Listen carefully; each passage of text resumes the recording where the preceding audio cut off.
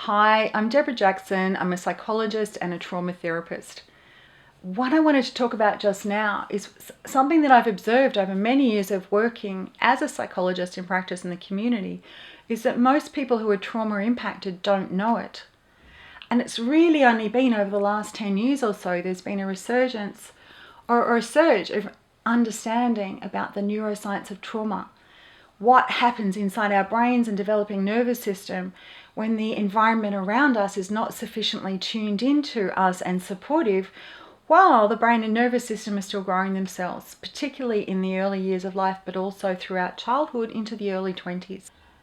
So as technology has advanced for measuring what happens in our brains, we have begun to have a first row seat inside information transfer within the unit of the brain and the whole nervous system, and can start to understand what happens developmentally in different kinds of environments, not just as a thesis or an idea, but as an actual observation. And it's changed a lot of things. It's changed in a big way how we work with trauma. So whenever someone comes into my practice and sits down and says, oh, well, I think I had a pretty good childhood. Yeah, everything was good, but they're not giving me a lot of information. Everything's just good. That's where I know that there was something else going on. That very lack of detailed insight and sharing highs and lows tells me there was something they had to cut off from, suppress, separate from. Most people who are trauma impacted don't know it. They may have been given a diagnosis from a doctor of anxiety or depression and wonder why they're not getting better as fast as the next person, or why I'm back here again. Most people who are trauma impacted don't know it. They'll often come in and tell me things like, I'm a bit of an F up, not like my sister or my brother, or I'm the black sheep. Most people who are trauma impacted don't know it. I didn't. I was the healer counselor in my family unit and my friend group when I was a young person growing up. I did my work experience to be a child psychologist. That's what I wanted. And I went and studied psychology at uni straight after I left school. I was naturally interested in people and in human growth and in spiritual and actually even psychic phenomena when I was younger. And I did a lot of trainings and I learned a lot of things about myself and the world and the larger environment and how we interact. And I processed a lot of stuff. Realized, I'm not very assertive and my family dynamics were like this or that and I need to be more this and that. So I did a lot of personal development. I did the A to Z of natural therapies. I got deep into my spiritual journey. I experienced a lot of things, a lot of phenomena. And that this holistic approach was very important to how I work with clients. But I struggled at times in my own life when I became undone on certain triggers, certain interpersonal situations that just could reduce me to states of being not quite present, states of being on the edge of tears, just states of being so big and intense inside me in a way that I knew the people around me just couldn't understand. And I kept dealing with this chronic fatigue experience and not understanding that, because my natural way is to be quite energized and present in the world.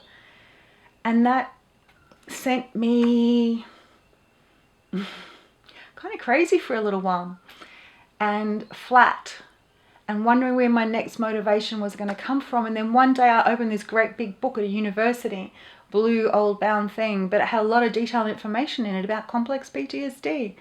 And I got nerdy. I just started consuming this book and many, many others and all the journal articles in a way you only do when it affects you very personally.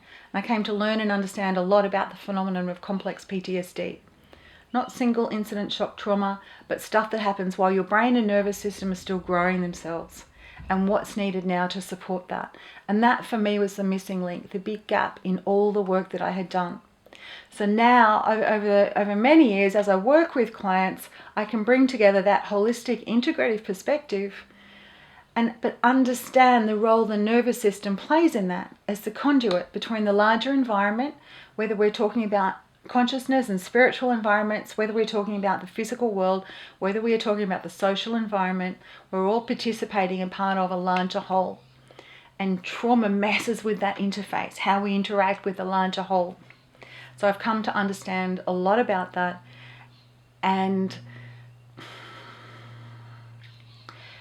through the specificity with which I can work with clients in session, I've heard over and over and over again how after decades of trying this, that and the other, people have gained more clarity, more shifting, more settling into themselves, more capacity for change through a few sessions with me than from years of other kinds of work.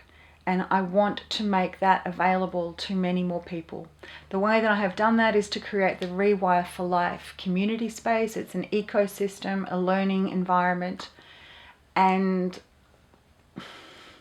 initially I'm offering that as a 12-week program for people who would like to take themselves through the program or to take the program into their therapist and work through it with their therapist. I'm also making it available for therapists as a trauma-informed training. I have plans to make it available through larger organisations shortly as well.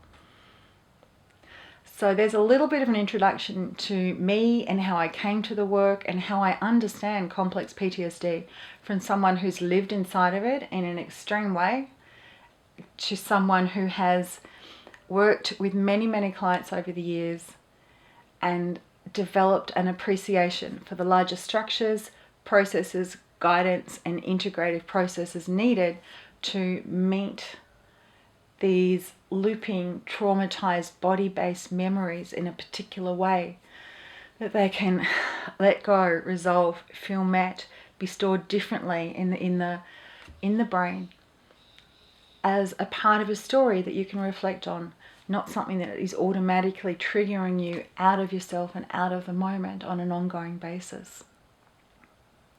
Looking forward to sharing, exploring, working with you in whatever way you might feel to engage with any of my free resources or my online programs.